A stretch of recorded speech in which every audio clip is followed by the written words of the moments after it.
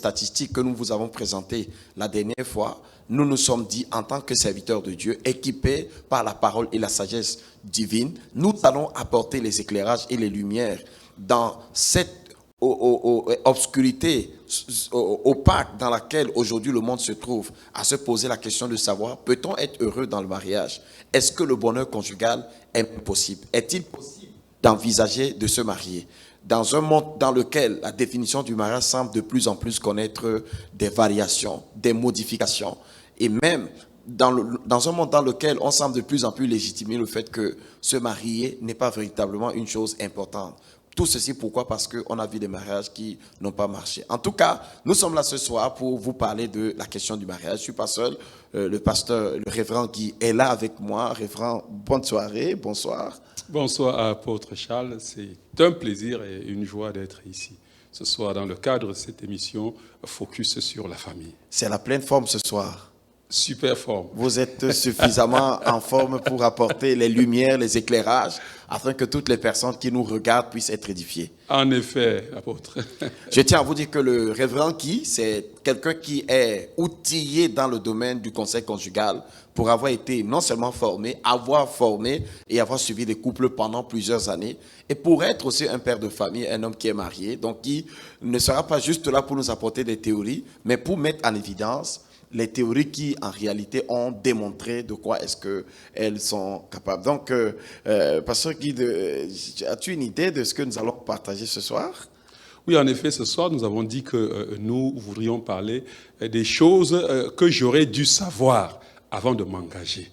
En fait, c'est important de savoir un certain nombre de choses avant de s'engager dans le mariage. Sinon, on va se retrouver dedans et comme pris dans un piège. Et on ne va pas se réjouir parce qu'on ne savait pas exactement. Quand nous avons les choses, c'est-à-dire des préalables, des choses qui sont importantes, inévitables de les connaître avant d'entrer dans le mariage. Avant d'entrer dans le mariage. Et pendant qu'on préparait ce sujet, effectivement, il y a une image qui est passée dans mon esprit. Je me suis rendu compte que chaque fois que nous voulons acheter un logiciel, il y a toute une série de pages. On nous dit seulement, est-ce que tu acceptes? Et finalement, nous ne lisons pas, nous acceptons seulement. Nous acceptons seulement. Lorsque quelqu'un veut s'enregistrer sur Facebook, la personne accepte seulement. Tu ne sais pas, on t'a dit qu'après ça, on va te vendre. Tu acceptes. On dit qu'après, on peut utiliser tes photos même dans les publicités, tu acceptes. Nous, on veut juste passer à l'utilisation. On veut commencer à utiliser le compte. On s'en fout de tout ce qui est écrit. Et c'est comme si les personnes qui préparent ces textes-là savent que les gens ne vont pas lire. Parce on met tellement de choses qu'il est impossible de tout lire. Et comme toi, tu veux utiliser, tu te mets. Je ne sais pas si ça t'inspire quelque chose. Ça, apôtre, ça me fait rire parce que effectivement, ce sont des choses qui me sont d'ailleurs arrivées. Et j'ai fait un contrat de traitement de salaire avec ADP. Et puis, j'ai pas pris le temps pour lire tous les clauses du contrat. Oui, les clauses. Puis j'ai accepté. Et vraiment, aujourd'hui, je suis pris à mon propre piège. Et en fait, le monsieur, il a raison. Il dit, bon, dans le contrat, ça ne se plaît pas. Or, dans ma tête, je n'ai pas pris pour savoir sur quoi j'en. Ça veut donc dire que toi, tu avais une idée supposée de ce que aurait dû être le contrat. C'est ça. Et qui était différente de la réalité qui était prescrite dans le contrat lui-même. Et ce qui fait que maintenant, quand toi tu viens dans ta supposition, on te pose le vrai contrat. On te dit qu'en réalité, en te mariant, en enseignant le contrat, voici ce que tu avais toi-même accepté. Et tu ne peux pas le nier. Tu ne peux pas le nier puisque tu as signé. Mais ce n'est pas ce que toi tu pensais. Non. Ça, c'est une illustration qui m'a vraiment beaucoup touché. Voilà. Et qui semble être le cas d'espèce de mariage. Ouais. Et c'est vrai, je crois que c'est... Donc, beaucoup de personnes se marient sans savoir dans quoi. Non, sans savoir dans quoi ils sont en train de s'engager. Vraiment, c'est sans savoir dans quoi. C'est par anticipation que c'est l'une des raisons qui explique la plupart des frustrations que nous avons dans le mariage. Attends, je dirais même, c'est la raison majeure. N'est-ce pas? Oui, oui. Puisqu'elle elle explique, donc cette raison cache dans l'ignorance, en fait, sur les questions auxquelles nous allons nous confronter. Parce que la déception, c'est le fait de ne pas avoir la satisfaction d'une attente qu'on avait. Tout à fait, tout à fait. Ça veut dire que quand toi, tu as signé le contrat, tu avais ton attente. Oui. Et cette attente n'avait rien à voir avec ce que le contrat me proposait. Stipulait exactement. Ouais. Donc, on peut dire quelque part aujourd'hui que les gens dans le monde vivent dans l'illusion. C'est-à-dire que j'ai mon idée de ce que le mariage est. Quand je vais venir me marier, il y a des choses que je m'attends à avoir. Et dès que j'arrive, j'ai l'impression que j'ai été dupé. Et là, je veux me séparer. Je ne veux plus continuer. En effet. C'est vraiment pertinent et ça, tout à l'heure, quand tu disais ça faisait dans mon esprit résonner certaines déclarations que j'ai entendues des conjoints faire à leurs conjoints. N'est-ce pas? Oui. C'est pour ça que moi, maintenant, dans les célébrations, avant de vous prononcer les vœux, je pose d'abord la question aux deux conjoints, là, tout heureux, là. Est-ce que quelqu'un vous a contraint à venir ici? Ils disent généralement non, personne ne dit oui.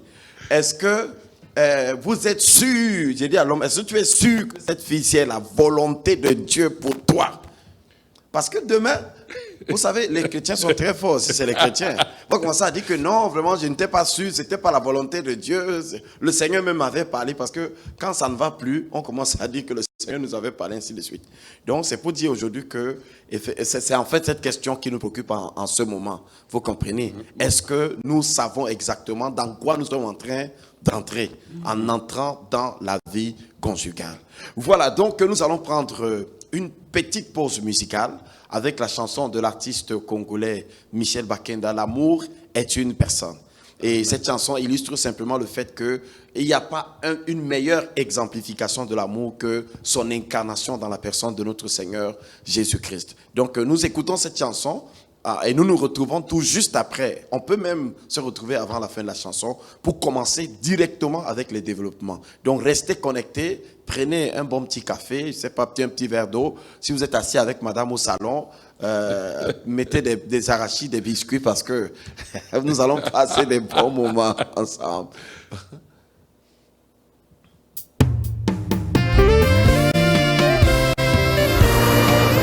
L'amour est une personne qui a quitté le ciel pour la terre des hommes.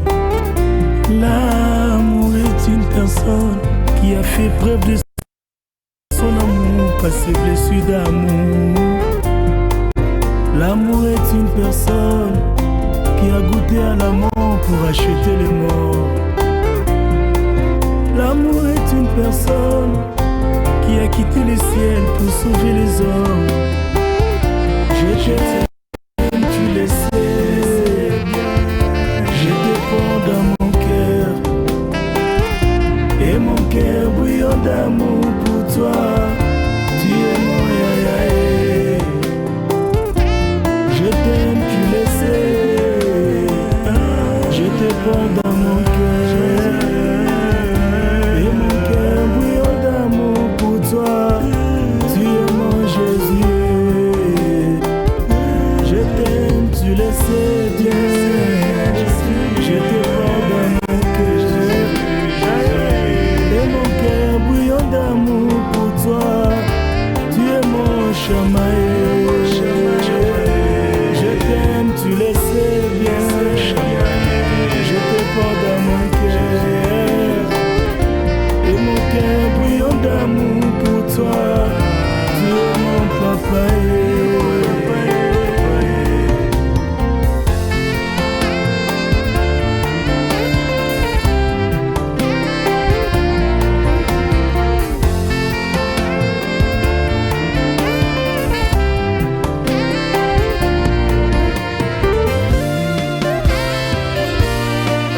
L'amour est une personne qui m'a appris à l'aimer plus que moi-même. L'amour est une personne qui a ôté la sentence de la malédiction dans ma vie. Oh oui, l'amour est une personne qui aussitôt entré dans mon cœur a séduit toute ma vie. L'amour est une personne qui s'est sacrifiée tout en étant sacrificateur. Oh oui, l'amour est une personne qui me conduit dans le chemin qu'il est lui-même. Lui-même, je le sais. Tu me portes dans ton cœur. Et mon cœur brille d'amour pour toi. Dieu mon Jésus. Je t'aime, tu le sais. Je te porte dans mon cœur. Et mon cœur brille d'amour pour toi. Dieu mon Jésus. Tu m'aimes, je le sais bien. Tu me portes dans ton cœur. Et mon cœur brille d'amour pour toi. Tu es mon ami. Tu m'aimes, je le sais bien. Tu me gardes dans ton cœur. Et mon cœur brille d'amour pour toi. Tu es mon ami. Je t'aime, tu le sais. Je te porte dans mon cœur d'amour. Et mon cœur brille d'amour pour toi. Tu es mon ami. Tu m'aimes, je le sais. Tu me portes dans ton cœur, Jésus. Et mon cœur brille d'amour pour toi. Tu es mon ami. Tu m'aimes, je le sais bien. Tu me portes dans ton cœur d'amour. Et mon cœur brille d'amour pour toi. Tu es mon yaya. Je t'aime, tu le sais. Je te porte dans mon cœur. Et mon cœur brille d'amour. Tu es mon Jésus.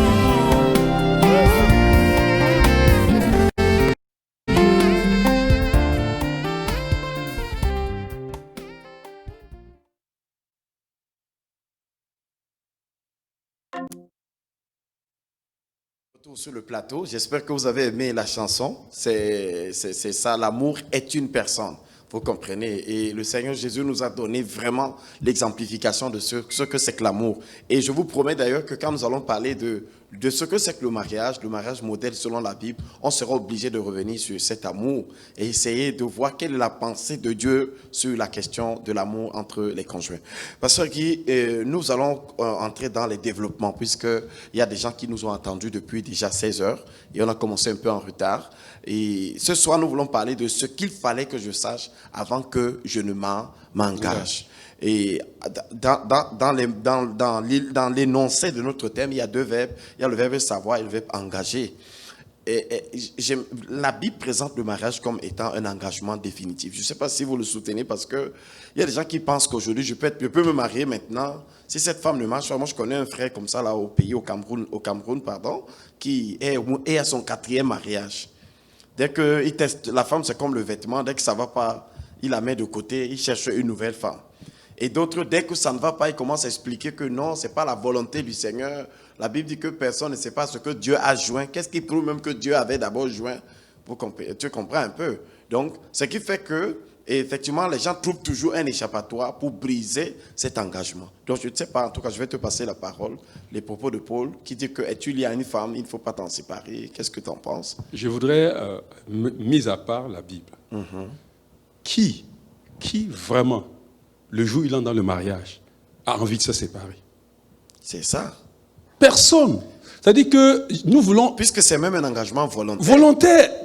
Attends, même le jour où on s'engage volontairement là, qui a même, c'est-à-dire que la pensée de vouloir se séparer? Je veux que nous rentrons parce que généralement, on le dit, et c'est vrai que Dieu a été créé, l'homme a été créé à l'image de Dieu, et il y a des pensées de Dieu qui sont en l'homme, comme la pensée d'éternité qui est en l'homme, qui est la pensée de Dieu. Si nous restons seulement sur cette pensée que chaque personne, lorsqu'il s'engage à un mariage, ne va pas, ce jour-là, mais les gars, quand il te dit, nous prenons cet engagement pour le meilleur, pour le pire, jusqu'à ce que mort nous sépare, il ne blague pas. C'est que quelque chose au fond de lui dit que je ne dois pas entrer dans ceci pour me séparer. Et ça, c'est déjà ce qui, humainement, qui est la pensée divine en l'homme. Si nous allons maintenant dans sa parole, nous verrons et nous allons confirmer, et on va le dire peut-être en touchant certains points, mais on pourrait les développer dans tout un livre pour expliquer pourquoi c'est impossible, ce n'est pas pensable. Et que chaque personne, d'ailleurs, nous le verrons, qui y va à se séparer, se sépare à ses dépens. Se sépare à ses dépens. Donc, vous avez entendu l'explication du pasteur. Il dit que dans chaque fois que les gens se marient, ils disent que je te promets de t'aimer, de te chérir, jusqu'à ce que la mort nous sépare. Et c'est curieux, ça se dit partout, hein. Ça veut dire que ce n'est même pas des chrétiens qui le disent. Non. Des personnes qui, effectivement, ne connaissent même parfois pas le Seigneur disent, moi, comme j'épouse cette femme, c'est à vie.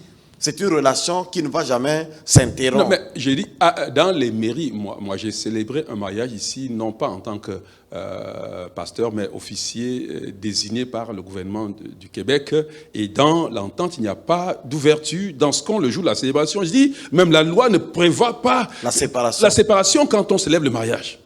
Il n'est même pas question de dire... Il n'y a jamais... Allez, dans aucune mairie, dans aucune nation au monde où on dit, en célébrant le mariage, on dit que demain ça marche pas, séparez-vous. Voilà les conditions de séparation. Oui, il n'y a pas. Ça veut donc dire quelque part que ce soit les législations, que ce soit les hommes eux-mêmes, le type d'amour qui anime souvent les personnes qui s'engagent dans le mariage, les amène à désirer pérenniser, perpétrer ce sentiment, voilà, cette pensée, voilà, qu'ils ont d'être ensemble. L'apôtre Paul dit ici, que dans Romains chapitre 7, verset 2 à 3, il dit que si donc, verset 2 à 3, il dit, ainsi une femme mariée est liée par la loi à son mari tant qu'il est vivant. Mais si le mari meurt, elle est dégagée de la loi qui la liait à son mari. Si donc du vivant de son mari, elle devient la femme d'un autre homme, elle sera appelée adultère. Ça veut donc dire que selon la Bible, si un frère laisse une sœur aujourd'hui parce qu'il estime que la sœur là vraiment c'est pas la volonté de Dieu et qu'il aille se marier avec une autre sœur, il est dans l'adultère. Dans l'adultère. Pasteur, c'est dur, hein? Non, c'est pas... J'ai dit que, d'ailleurs, si vous entêtez, ce qui fait même généralement, et je veux le dire, ce qui fait souvent l'incompréhension dans le mariage, c'est que par moment, on peut prendre des versets bibliques, n'est-ce pas, qui ont été donnés pour des situations qui sont posées, et puis il y a eu des résolutions, et dans la pensée de Dieu, bien entendu, et puis quand on les prend en morceaux choisis là, on ne comprend pas en réalité ce que c'est que le mariage. Et on peut interpréter, mais la pensée, quand l'apôtre Paul le dit, si on aura le temps de dire pour que les gens comprennent qu'est-ce qui rend ce mariage. C'est-à-dire que indissoluble, à tel enseigne que même quand vous avez prononcé, vous, devant les législations et tout, vous avez décidé, vous êtes séparés, en réalité, c'est vous qui le dites, mais vous êtes toujours liés. Vous êtes toujours liés. Toujours, même si vous avez prononcé, vous croyez. Parce que c'est nous qui disons ça, que nous célébrons ça. C'est-à-dire que, comme on disait, que nous faisons devant Dieu et devant les hommes. Pour le meilleur, pour le pire. La vie et la mort sont au pouvoir de la langue. Même s'il était possible de ramener les circonstances, les témoins qui étaient là pour les dire qu'aujourd'hui on se sépare, même si c'était possible, ce qui est d'ailleurs impossible de ramener en arrière pour qu'on se sépare, même si c'était possible, vous resterez tout de même liés. Et on verra ça. Vous resterez tout de même liés. Et l'apôtre Paul, pour confirmer, dit dans 1 Corinthiens 7, verset 10 à 11, il dit, à ceux qui sont mariés, j'ordonne non pas moi, mais le Seigneur. Donc ce n'est pas Paul. Paul disait que souvent je donne mes avis, mais ici ce n'est pas mon avis. Donc pour les auditeurs qui sont en train de, les téléspectateurs qui sont en train de nous regarder, nous sommes en train d'expliquer le fait que nous voulons dire ce que je devais savoir avant que je m'engage. Dans quoi je m'engage? Imaginez un peu que vous signez un contrat alors que vous êtes en train de signer votre propre mort. Vous n'allez pas signer. Vous n'allez pas signer. Mais il faut prendre la peine de lire. Dans quoi est-ce que vous vous engagez? Alors, il faut donc savoir premièrement que l'engagement est définitif. Ce n'est pas comme si vous allez signer, après vous venez vous désinscrire, comme dans un compte. Parce qu'il y a les comptes où vous pouvez vous désinscrire, vous pouvez vous désabonner. Le mariage n'est pas l'abonnement provisoire ou bien l'abonnement que vous pouvez annuler après. Paul dit ici que la femme ne se sépare point de son mari. Si elle est séparée, qu'elle demeure sans se marier. Ça veut dire qu'il y a une nouvelle. Paul dit ici que si même la femme se sépare, Oui. qu'elle reste sans se marier. Ça veut dire que même si vous n'êtes pas dans la même maison, Dieu Mais parce considère que Paul même a déjà dit qu'il n'y a que, ça dit qu'il n'y a que la mort. C'est ce que vous avez lu plus haut. oui, n'est-ce tant pas? qu'il est vivant. Tant qu'il est vivant. Donc, ça dit que même si vous, c'est ce que je disais tout à l'heure, que ce n'est pas que les gens ne croient pas que c'est parce qu'ils sont allés, ils ont devant des juridictions, les tribunaux, et puis on a dit, écoute, vous êtes séparés. Qu'ils sont séparés, qu'ils sont liés. D'autres vous diront que je connais un grand pasteur, hein, c'est un grand pasteur, Dieu l'utilise puissamment. Il était marié, après il a divorcé, il s'est remarié avec une autre femme, et il vit sa vie, il a des enfants, Dieu a d'ailleurs béni. C'est pour ça qu'il a des enfants. Mais ce qui est certain, c'est que il y a on reviendra dessus. Ouais. En fait, il y a une malédiction qui plaît dans sa vie. Il y a beaucoup de chrétiens qui iront au ciel, mais ils vivent une vie maudite sur la terre. Ah, bon, on vous dira que cet homme-là, il s'en sort bien. Hein. S'en sortir bien, c'est aux yeux des hommes, c'est pas aux yeux de Dieu. Okay. Parce que vous diriez que ceux qui sont riches, puisque ce n'est pas seulement les chrétiens qui sont riches, qui sont mariés, qui ont des enfants. Okay. Bon, alors, reniez alors la foi pour aller voir ceux qui s'en sortent bien parce qu'ils ont eu des enfants, parce qu'ils ont de l'argent et tout. Pourquoi alors vous êtes dans la foi si vraiment pour vous, c'était l'échelle de la réussite avec Dieu? Ok. Donc, c'est le premier point que nous abordons dans notre émission. C'est le mariage est donc un engagement définitif. Étant donc définitif, le mariage, c'est pas comme le vêtement que je porte. Si ça m'énerve, je le jette. Non. Vous comprenez? C'est pas comme la maison dans laquelle j'habite. Si elle m'énerve, je quitte. C'est pas comme le travail. Parce que vous pouvez à tout moment dire à votre patron que vous ne travaillez plus pour lui. Alors que vous avez bien un contrat. Parce que la loi du travail l'autorise. Mais Dieu qui institue le mariage dans sa parole déclare que les deux deviennent un. Et ils ne sont plus deux. L'homme quittera son père et sa mère, s'attachera à sa femme. Les deux deviendront une seule chair, ils ne sont plus deux. Pourquoi nous avons mis en évidence cette vérité-ci? Parce qu'en fait, c'est elle qui vous amène, pour vous qui nous suivez, à devenir plus sensible à ce que nous allons dire dans quelques instants. Alors, qu'est-ce qu'il faut que je sache? Vous comprenez? Il ne faut pas que demain, parce que j'ai manqué de savoir ces choses et que je suis entré dans le mariage, je commence à dire que si on m'avait dit donc, je ne sais pas comme je ne savais pas. On dit souvent que nul n'est censé ignorer la loi. Parce que une chose que je voudrais peut-être dire à ce propos de ce que le mariage, comme on aime ça, c'est un voyage aller sans retour, ça dit que là, on y s'engage. Vous croyez vraiment que lorsque vous avez divorcé d'une femme, vous croyez vraiment que d'un côté, il y a toujours une personne qui reste amère et un des conjoints qui peut-être se sent lésé, qui passe toute sa vie à vous maudire. Il y a en même temps, je veux qu'ils comprennent, il y a en même temps, pour ceux qui peut-être ont eu des enfants, certains n'auront pas, pour ceux qui ont eu des enfants, ils sont allés à se séparer. Je crois que s'ils étaient capables d'aller dans le sang qu'ils ont mélangé pour faire l'enfant là, et séparer aussi les sangs, ils pourraient peut-être vivre un peu en paix. Mais puisqu'ils ne peuvent pas aller séparer ce mélange de sang qu'ils ont fait, comment pourraient-ils séparer? D'abord, ce sang qui souffre parce que ce sang n'est plus en harmonie, les parents ne veulent plus que ce sang soit en harmonie, on séparé, souffre dans le corps de cet enfant. Et quoi qu'on dise, ce sang-là crie. Ok, donc les conséquences sont légion. C'est pour dire que vous ne pouvez pas vous marier pour vous séparer après. Et si vous vous séparez, il y aura plein de conséquences. Vous comprenez, n'est-ce pas? Donc, un mariage qui échoue a tellement d'implications.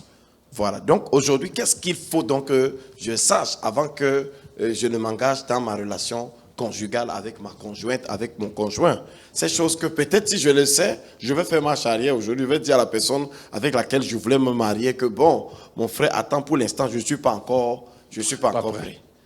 Tu sais, il y a une sœur un jour qui me dit qu'un policier, elle a eu un défaut par rapport à la loi pendant qu'elle était en train de conduire. Et elle a supplié le policier.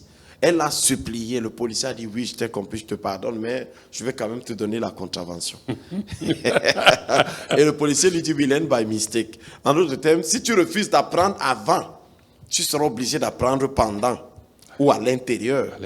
Tu comprends?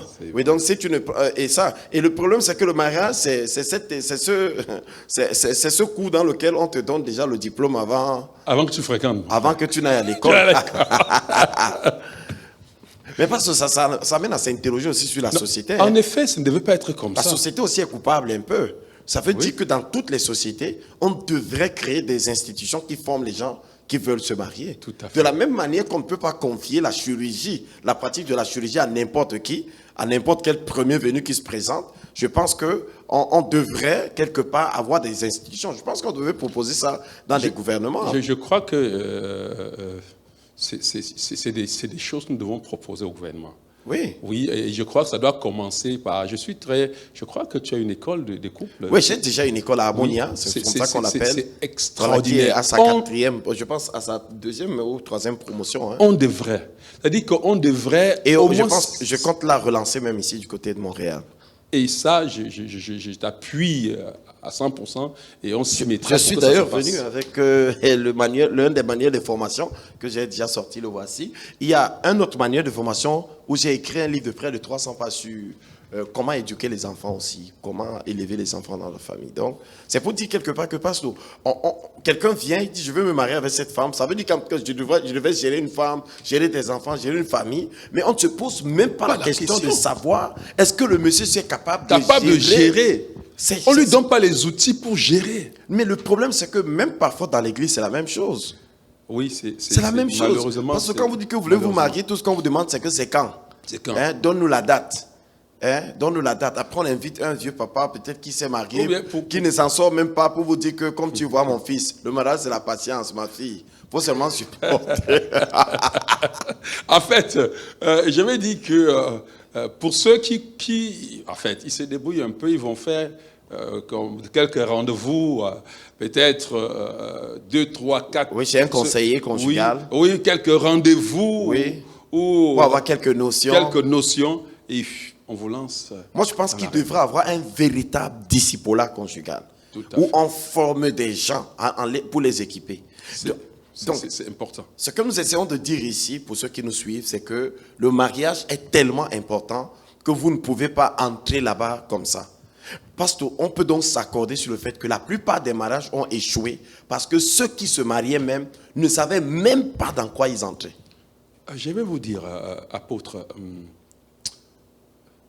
les toitures que vous voyez cachent beaucoup de choses. En vérité. Parce que je peux le dire sans embâche.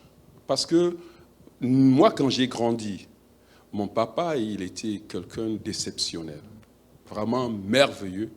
Mais je crois que ce qui lui avait manqué pour que, au bout du compte, nous on a grandi, et je vais te dire, je prenais pour un modèle. Parfait.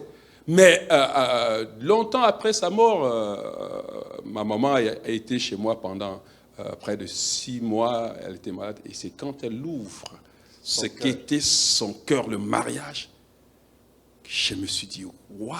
Quelle misère! Et aujourd'hui, je me rends compte que c'est qu'il ne savait pas. En fait, c'est quoi?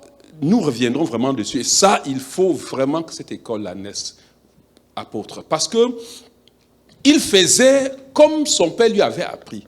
Mais ce qui est certain, c'est que le mariage, là, nous l'avions dit la fois passée, si tu es excellent, tu as toute la bonne volonté pour utiliser un appareil que tu n'as pas pris le temps pour lire la notice et savoir comment cela fonctionne, tu seras un piètre. Tu vas échouer. Tu vas échouer. Il a fait, vraiment, c'était un monsieur plein de bonne volonté, mais il n'avait pas ce qu'il fallait savoir pour bien gérer. Il gérait à sa manière, comme les coutumes dans lesquelles la tradition lui a pris. Ce que nous avons appelé la semaine passée la formation informelle. Informelle. Et qui, toi-même qui fais de cette manière, tu n'es pas heureux. Et la personne avec qui vous vivez, personne en fait n'est heureux de là parce que c'est pas possible. On ne pourra pas. Parfois, lui, il accepte même que c'est comme ça, puisqu'en fait, il n'a pas vu un autre Il n'a rien d'autre, oui. Il n'a pas vu un autre exemple. Et je vais... Attends, pourquoi ma maman parlait de ça? Quand maman est venue chez moi, elle a vécu. Puisqu'elle vivait, elle a fait 6 mois. Elle dit, je vous voyais toujours de loin. Je croyais que vous faites semblant. Mais j'ai vécu ici, dans votre maison. Oh, et j'ai vu ce que ça veut dire le mariage. Oh, et elle bénissait Dieu pour notre Ça veut dire que ta maman qui aurait dû en fait t'enseigner t'enviait. m'enviait. Parce que j'ai eu la... Moi, j'ai dit, j'ai été... j'ai eu beaucoup de grâce parce que j'ai grandi au pied d'un conseiller conjugal qui, avant le docteur même... Chou, pour le citer. Oui, le docteur Chou. Même avant que je ne pense me marier, il m'avait enseigné sur le mariage. Et j'avais passé le temps, même quand j'étais célibataire, à aller de lieu en lieu avec lui pour... Dans les cours de formation. Cours de formation, ainsi de suite. Donc, ça m'a fait... Ce que nous disons là, vraiment, c'est extraordinaire de le faire. Vraiment... Donc, pour nous arrêter un peu, c'est pour dire à tous ceux qui nous écoutent, vous entendez bien ce qu'on est en train de dire. Qui que vous soyez, où que vous soyez, si vous nous suivez, le mariage, c'est comme la chirurgie, c'est comme piloter un avion. Imaginez qu'on vous confie un appareil, on vous dise « allez voler ». Je suis convaincu que vous allez dire à la personne qu'elle veut votre mort. Non, imaginez que vous arrivez à l'hôpital et vous trouvez plusieurs personnes. Vous amenez votre maman qui ne se sent pas bien, qui a mal peut-être au ventre, et la radio témoigne qu'il lui faut une opération. Et que votre ami qui est maçon. Et votre ami qui est maçon, vous le trouvez les biscuits en main. Oui, votre mari vient, il dit que ne t'inquiète pas dans tous les cas. Oui. Je vois souvent la chirurgie à la télé. Oui. Je vais m'en sortir. J'ai vu quelqu'un faire ça, donne-moi même le couteau. Je suis sûr que vous allez dire non. Vous allez dire non. Mais alors, comment se fait-il que vous confiez votre fille à un monsieur dont vous n'avez pas la certitude qu'il est capable de gérer une personne, de gérer un individu? Comment se fait-il que vous confiez votre fils à une fille qui n'en a pas la capacité? Donc souvent, ce ne sont pas les personnes qui se séparent qui sont le problème. Le problème, c'est même la société à la base. Tout à fait. Ça veut dire que la société s'est dit, nous n'allons pas donner à quelqu'un le droit de conduire le véhicule si la personne n'a pas de permis de conduire. Mais on va donner à quelqu'un le droit de vivre comme un marié alors qu'il n'a pas le permis du mariage. Donc, en fait, il donne le permis à ce monsieur sans sans qu'il passe à chercher à savoir s'il a passé l'auto-école. Juste le souhait de vivre avec une femme suffit. Ainsi de suite. Donc, voilà le problème. C'est pour vous dire, et j'aimerais dire à tous les couples qui nous écoutent, il est possible que vous nous écoutiez ce soir et que vous soyez un couple en difficulté. Vous êtes à Montréal, vous êtes au Québec, vous êtes partout dans le monde, au Cameroun, en France, je ne sais pas à partir d'où est-ce que vous nous suivez. Sachez une chose, quels que soient les problèmes que vous avez dans votre couple, regardez, pensez à ce que le pasteur a dit au début. Il a dit au début qu'il n'y a aucun couple où l'homme et la femme se sont mariés pour se séparer. Vous étiez motivés. Qu'est-ce qui s'est passé après? C'est que les limites de votre connaissance, de ce dans quoi vous êtes entrés, vous ont rattrapé. Tout à fait. Vous pouvez appeler ça, on se dispute tout le temps, on se querelle tout le temps, on ne s'entend jamais, on ne tombe jamais d'accord sur rien. Quand je vais à gauche, toi tu vas toujours à droite, tu ne me respectes pas. Appelez ça comme vous voulez, tu n'as pas mon temps, ainsi de suite, tu ne passes pas du temps avec moi. C'est le manque de préparation. C'est le manque de préparation. Il peut y avoir d'autres raisons, ça s'appelle la sorcellerie, les esprits méchants et tout, mais 90% des problèmes, c'est le manque de préparation. Donc nous vous encourageons véritablement, vraiment à vous préparer. Et si vous êtes ici, vous pouvez faire recours à nous et c'est avec un grand plaisir que nous allons vous apporter de l'aide. Parce que donc, nous allons égrener donc les choses, puisqu'on veut faire une sorte de survol. Oui, qu'est-ce qu'il faut que les gens sachent? Qu'est-ce que les gens auraient dû savoir avant de se marier? Je peux déjà, je ne sais pas si tu voulais que j'introduise ce point, que oui, je te le lise. Oui. Voilà. Ici, nous sommes dans 1 Corinthiens chapitre 7, verset 3 à 7. Et il est intitulé ici dans nos notes, en vous mariant, il faut savoir que vous allez perdre l'autorité sur votre propre corps, par exemple. Donc, c'est ça. Donc, selon que le mari rende à la femme ce qu'il lui doit et que la femme agisse de même envers son mari. La femme n'a pas autorité sur son propre corps, mais c'est le mari. Et pareillement, le mari n'a pas autorité sur son propre corps, mais c'est la femme. Parce qu'une fois, j'ai un frère qui est venu me voir et il me dit que sa femme se refuse à lui. Donc, quand il veut avoir les rapports sexuels, sa femme ne veut pas. Et le frère me dit, c'est pas possible. Il a passé tout ce temps à ne pas vivre dans l'impudicité. Tout en croyant que vraiment il était maintenant que le temps de rompre le jeûne est venu, il se rend compte qu'on l'introduit maintenant dans un jeûne forcé. Et la femme disait qu'elle n'en avait pas seulement envie. Il y a des gens comme ça. Donc, parce que ça, en tout cas, je te passe la parole. On dit ici que la femme n'a pas autorité sur son propre corps. Oui, je crois que l'apôtre Paul est ici dit quelque chose de pertinent et je dirais même que je voudrais qu'on se situe que ce n'est même pas seulement le corps. On n'a plus autorité sur sa propre vie. Mais le corps ne peut pas se séparer de la vie, de l'esprit. Donc en fait, tu n'as plus autorité sur toi. Sur toi. Et ça, c'est vraiment, c'est important de le connaître et c'est important de le vivre ainsi. Ça fait mal. En fait, j'ai vu des personnes qui se mariaient, en fait, et qui disaient, oh, je m'en veux mettre la corde au cou. C'est-à-dire que vous savez, quand on met la corde sur le cou de la chèvre n'est plus libre d'aller là où elle veut, oui. Mais seulement c'est que ils le disent et ça, je sais pas, on peut pas, c'est pas possible que même seulement quand on est en amitié, même seulement quand on vit dans une maison à deux, on n'est pas marié, on est même seulement des colocataires dans une même maison, il y a une liberté qui est restreinte. On ne peut plus faire n'importe comment. On ne peut plus faire ce qu'on veut. On ne peut plus faire ce qu'on veut n'importe comment. Et le mariage encore, c'est tout, je pas seulement de là. À plus forte raison maintenant, vous n'êtes pas seulement dans la même zone, vous partagez le même lit.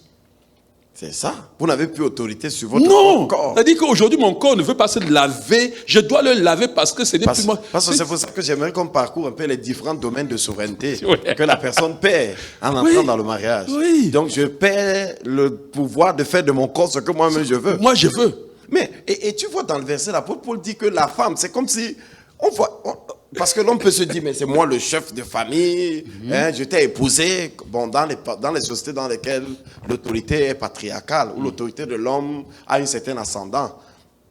Donc, pourquoi on peut dire, je m'impose, tu es ma femme. Non, ils ont dit que le corps de la femme ne lui appartient pas, il appartient à son mari, et le corps du mari appartient à la femme. Donc, c'est comme si je te donne l'autorité sur mon corps, et tu me donnes l'autorité sur ton corps. En effet. Parce que ça peut impliquer tout ça. En effet. Ça, c'est vraiment... Ça implique que si je rentrais à n'importe quelle heure, par exemple, je ne rentrerai plus à n'importe quelle heure. Comme je veux. Comme je veux. Parce que ta femme va seulement dire, reste là-bas, mais ramène le corps pas ici. Ramène-moi le corps ici. Ramène-moi le corps ici, je vais rester là-bas. Et l'esprit, dans les discussions. Le corps va partir. Et on dit que tu dois chercher l'accord de l'autre. Ouais.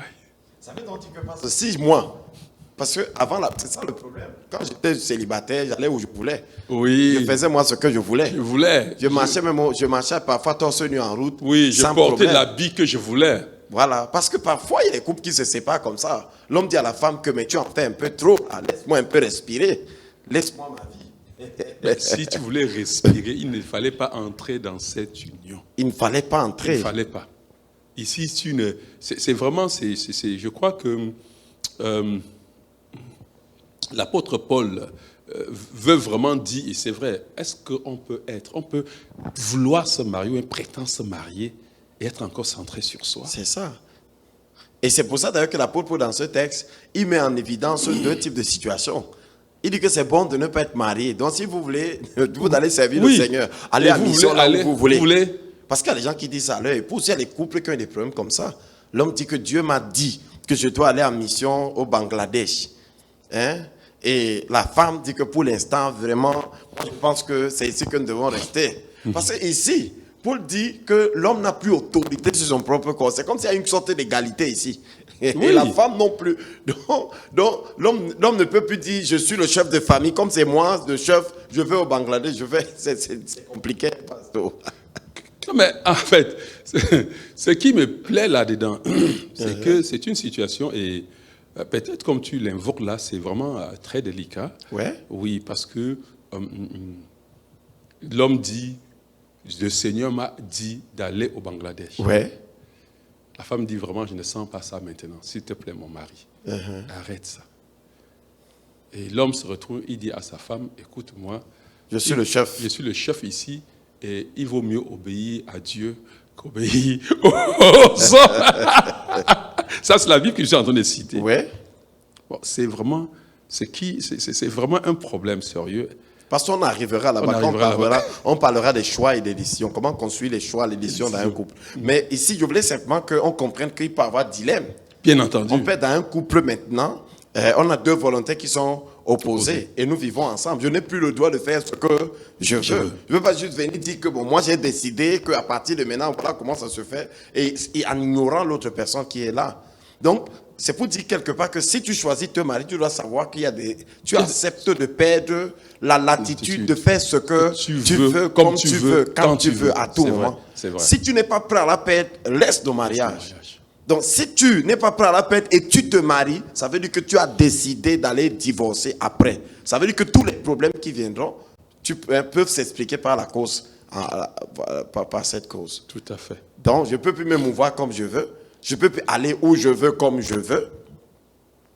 Tu comprends? Je peux aller où je veux comme je veux. Et ma femme, parce que je laisse ce que Paul dit ici que la femme n'a pas autorité sur son propre corps mais son mari. Et il laisse comme ça. Il dit que l'homme de même n'a pas autorité sur son propre corps mais sa femme. Et il dit ailleurs que bon, pour vous éviter tous ces problèmes, les tribulations, tout ça, il dit restez célibataire. Donc, restez comme les. C'est-à-dire qu'en fait, si vous ne voulez pas accepter ceci, oui, ce jour-là, n'entrez pas dans le mariage. N'entrez pas dans le mariage. Restez célibataire. Donc, et il y a des couples comme ça, ils sont entrés dans le mariage. Maintenant, quand il faut vivre et assumer la réalité du mariage, qui implique que je perde ma souveraineté, se pose des questions. Donc, parce que c'est le point. J'espère que ceux qui nous suivent, dans tous les cas, tous ces points que vous voyez représentent en même temps des enseignements que nous allons faire, voilà, que nous allons aborder. Donc, le deuxième, c'est être prêt à être comptable devant quelqu'un d'autre à qui on devra des explications et devant qui on devra s'expliquer. Tout à fait. Je ne sais pas ce que ça t'inspire, ce point-là. Oui, en effet, je crois que vous savez, c'était un peu dans notre culture, l'homme n'avait pas à s'expliquer d'ailleurs. Oui, l'homme c'est le chef. Oui, et puis... il a une autorité autoritaire. Jusqu'à présent, ça, on le voit dans certaines familles, ça dit que l'homme ne se sent pas de dire à son épouse, d'expliquer combien le salaire, ça dit quand il va pour travailler. Mais parce que combien... ça, c'est dans les sociétés un peu africaines. Oui. Pas occidentales. Oui, mais j'en ai des cas ici, s'il te plaît. Ça veut dire ça veut dire que ce sont des Africains qui ont occidentalisé un peu leur comportement. Non, ces Africains qui sont restés dans la pensée là, africaine, bien qu'étant en Occident. Oui, c'est-à-dire qu'ils se sentent qu'ils ne doivent pas donner des explications. Ouais. Et vraiment, ça n'a pas de sens. En fait, nous y reviendrons. Ok, mais qu'est-ce que toi tu penses? Tu penses que ta femme, maman Carole, a le droit de te demander que mon mari, tu es sorti, ça fait 3 heures de temps. Est-ce que tu peux m'expliquer ce que tu faisais dehors là? Bien entendu, je ne dois même pas attendre qu'elle me demande ça. Et tu reconnais qu'elle a ce droit? Qu'elle a ce droit. Elle peut te le demander. Oui. Et c'est ton devoir de lui expliquer. C'est mon devoir de lui expliquer. Bon, et si tu lui disais, dis donc, laisse-moi tranquille, je suis obligé de te dire d'où je sors. Je suis obligé. Ça veut dire que c'est toi qui aurais manqué à ton devoir. Manqué à mon devoir. Voilà. Donc, ça veut donc dire que ceux qui sont en train de nous écouter en ce moment, voilà, tous ceux qui sont en train de nous écouter en ce moment doivent savoir que une fois que je me marie, je dois être quelqu'un de comptable. Accountable. Donc, nous allons prendre un petit break encore, un petit break par cette petite musique. Et après cela, le temps d'accueillir notre invité. Vous voyez la chaise qui est vide là. Et après, nous revenons. Donc, la chanson, ne quittez pas. On est dans le développement. Juste le temps de... Votre chaîne de musique chrétienne.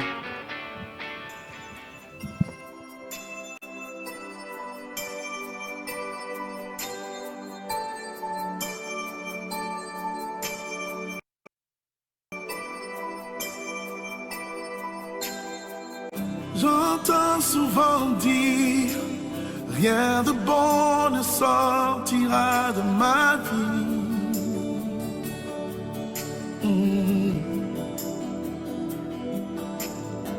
L'homme m'a souvent dit que rien de bon ne sortira de ma vie. Tant que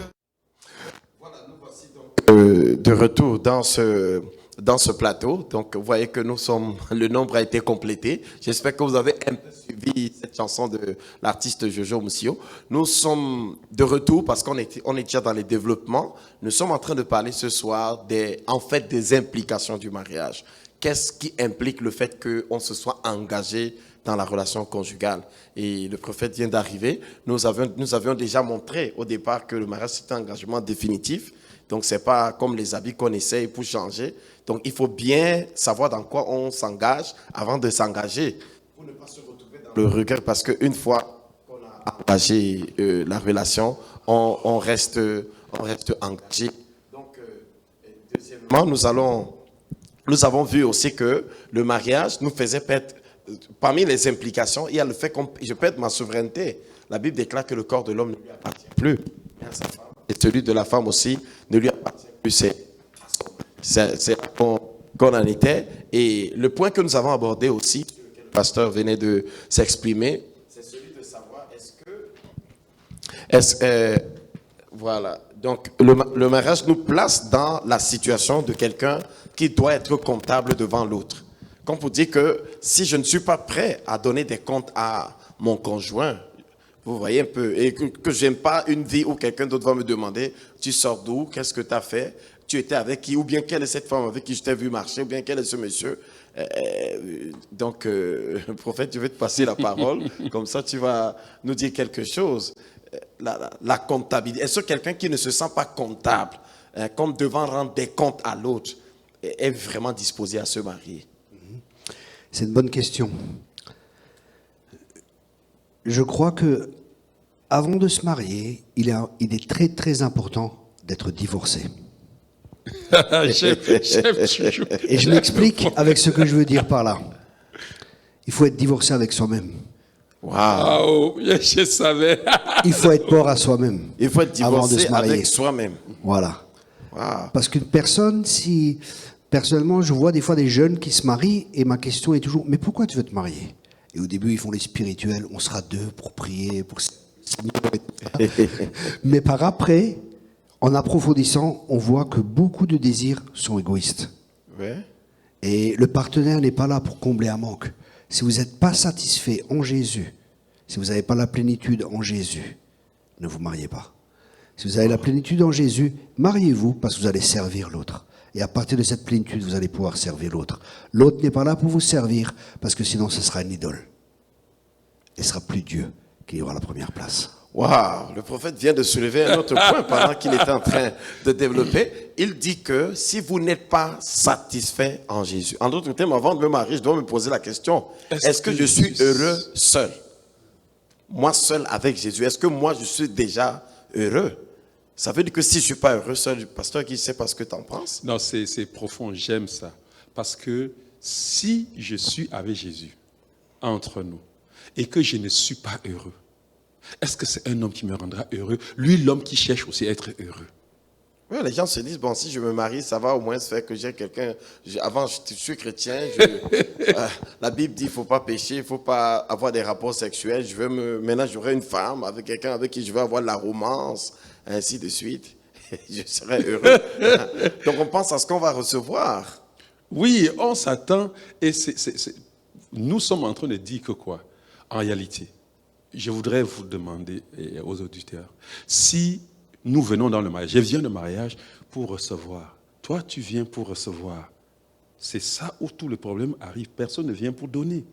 Et là, maintenant, on veut recevoir et on ne reçoit rien. On ne reçoit rien. On ne reçoit rien. Parce que je ne suis pas venu pour ce qu'il est en train de dire. Il faut divorcer. J'étais tellement choqué avec ça, mais c'est très profond. Il faut divorcer avec soi. Ça dit qu'il ne faut pas venir en attente de recevoir. Il faut venir avec l'attente de donner. Donner des explications, comme on l'a dit là. Donner tout. Donner tout. Ça veut dire, prophète, quand vous allez rentrer du côté de la France, quand madame va vous dire, bon chérie, assieds-toi ici, il faut que tu me donnes les détails du voyage. Je veux savoir. Laissez-moi vous faire rire. Que j'ai ri, pourquoi? Parce que tout à l'heure, pendant qu'on prenait ces livres-là, il dit que non, il faut que je note parce que je dois rendre compte à ma femme. Faut pas... Voilà. Il était en train de noter. Voilà. Il notait. Non, je vais noter parce que je dois lui rendre compte. Voilà. Donc, ça veut dire quelque part que l'homme est aussi comptable devant sa femme. Pas aussi, il est comptable devant sa femme. Je le dis parce qu'il y a des personnes qui ont une image qui est tout autre. D'autres personnes se disent que l'autorité que le Dieu me donne dans mon foyer, c'est l'autorité de dresser tout le monde. C'est à moi qu'on rend compte, c'est pas moi qui donne. des comptes à l'autre. Donc ce soir, on est en train de vous dire en d'autres termes, si vous n'êtes pas prêt à être comptable devant quelqu'un, à donner des comptes à quelqu'un, alors laissez le mariage. Ça ne vous concerne pas. Ça ne vous concerne pas. Voilà, c'est comme ça. Et si vous êtes marié et que votre conjoint vous demande des comptes, c'est la chose la plus normale du monde. Parce que vous savez, souvent les gens, ils n'aiment pas. Vraiment, tu causes avec cette soeur, est-ce que tu peux me donner le contenu de votre conversation? Non, vraiment, ça ne te regarde pas. Vraiment, est-ce que tu me soupçonnes? Est-ce que tu ne me fais plus confiance? Est-ce que tu n'es pas sûr de moi? Parce que tes questions-là montrent quelque part. La personne n'a même pas à se justifier des raisons pour lesquelles elle vous demande. C'est normal. Voilà. Waouh. Il faut divorcer d'avec soi-même. En fait, c'est comme si vous avez quelque chose d'autre à dire encore pour éclairer ce point-là. Je pense que, comme dit, si on n'est pas heureux avec Jésus tout seul, la Bible n'est pas clairement. Elle dit qu'on ne doit pas avoir d'idole. Et la question est, qu'est-ce que c'est une idole? Et la Bible dit clairement qu'une idole, c'est de là où on attend le secours. Ça veut dire que si on attend le secours de son partenaire sera une idole. Et un jour, quand il arrive à combler nos besoins, on est content. Et quand il n'arrive pas à combler nos besoins, on n'est pas content. Déçu. Exactement. Mais quand on est comblé en Christ, on donne de l'abondance parce que l'amour donne. L'amour donne. L'amour, il prend pas, il donne. Et aimer, c'est donner. Et là, vous avez soulevé un point important avant, apôtre, avec l'autorité. Et j'entends des fois des hommes qui disent, oui, je suis l'autorité, femme, tu dois te soumettre, et ci et ça. Et ma réponse à ces hommes est bien souvent, fais ce que Dieu te demande, et ta femme fera ce que Dieu lui demande. Ça veut dire que lui, il doit d'abord aimer sa femme, comme Christ aime l'Église. Et après, sa femme, elle se soumettra. Elle soumise.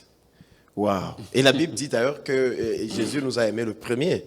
Nous, on l'aime qu'en retour. Donc, la soumission vient toujours après l'amour. Ah oui. Ah oui. Ah oui. Waouh, ça c'est extraordinaire. Glorieux, ça. Donc, c'est un peu ça. Donc, l'autre chose aussi, pasteur, que je veux qu'on soulève ce soir, il y a des gens aujourd'hui qui se fatiguent. Comme en Europe, on fait ce qu'on appelle le « je te prête ma femme, après tu me prêtes ta femme ». Bon, ce n'est pas les chrétiens qui font ça, bien sûr.